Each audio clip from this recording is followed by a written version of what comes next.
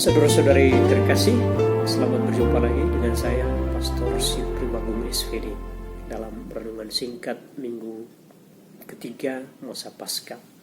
Injil yang direnungkan oleh seluruh umat Katolik pada hari Minggu ketiga Paskah ini adalah Injil Lukas bab 24 ayat 13 sampai 35, yakni cerita tentang perjalanan kedua murid menuju Emmaus setelah Yesus wafat di kayu salib. Duka cita atau tantangan kadang-kadang melemahkan semangat, bahkan menghilangkan harapan akan masa depan. Para murid Yesus pun demikian. Setelah Yesus wafat di kayu salib, harapan mereka pupus. Yesus yang mereka harapkan dapat membebaskan Israel dari penjajahan telah tiada. Mereka merasa kalah sebelum bertempur. Dalam keadaan putus harapan seperti itulah, dua murid Yesus mengadakan perjalanan menuju Emmaus. Mereka meninggalkan Yerusalem. Mereka meninggalkan harapan mereka yang tak terwujud. Mereka melupakan Yesus dan segala harapan mereka kepadanya. Dan mereka pergi ke Emmaus untuk memulai hidup baru tanpa Yesus. Namun di luar dugaan mereka, Yesus tiba-tiba menjumpai mereka, menemani perjalanan mereka yang sedang putus asa itu.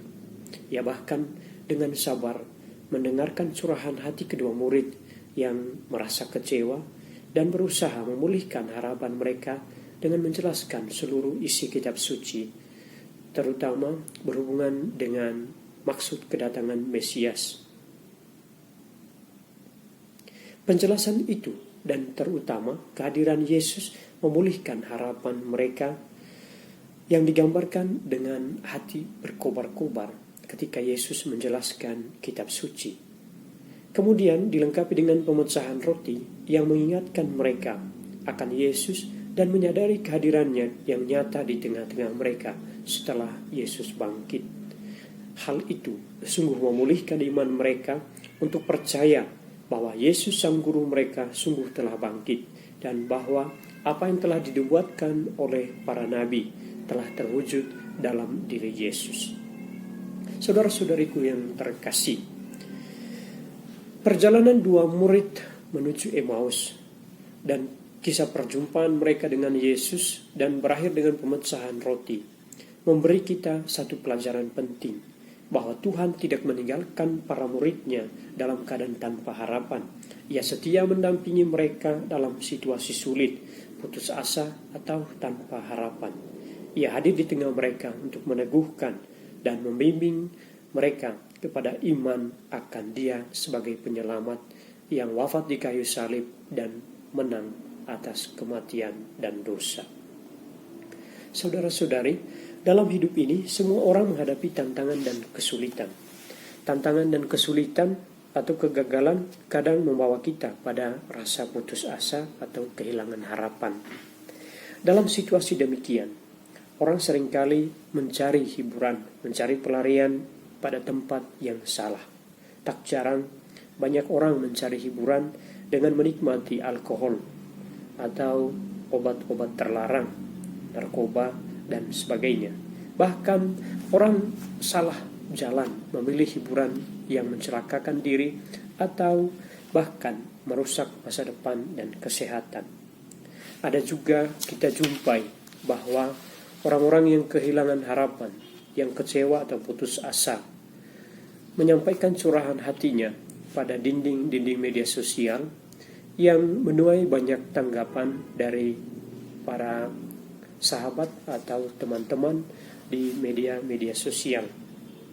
Galau yang dipublikasikan terkadang tidak menambah nilai positif atau tidak membawa kita pada jalan keluar atau solusi, tetapi malah orang-orang jahat bisa memanfaatkan situasi itu untuk mencelakakan kita atau untuk merusak, atau dengan kata lain itu kesempatan dalam kesempitan itu bisa dihayati atau dilakukan oleh orang-orang yang bermaksud jahat.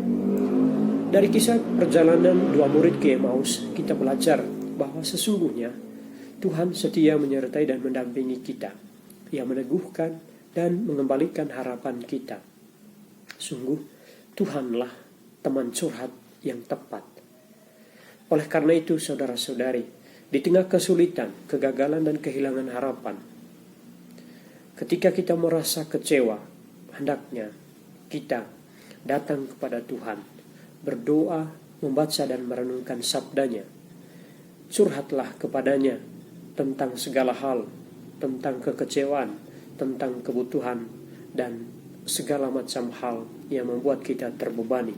Hanya Dia yang sanggup mendengarkan kita dengan setia dan penuh empati. Serta pada saatnya, Tuhan akan memulihkan harapan, mengubah kekecewaan kita dengan optimisme dan sukacita, seperti kedua rasul yang hatinya berkobar-kobar oleh penjelasan Yesus tentang kitab suci, dan terutama oleh kehadirannya di tengah-tengah mereka. Belajarlah dari sabdanya, sebab melalui firman-Nya kita memperoleh penghiburan, peroleh peneguhan dan kekuatan. Jangan menyampaikan isi hatimu, kekecewaan dan rasa putus asamu kepada orang yang salah dan melalui media yang tidak tepat. Tetapi curhatlah kepada Tuhan dalam doa-doamu, karena hanya Dia satu-satunya teman curhat yang setia dan penuh kasih. Tuhan memberkati kita semua. Amin.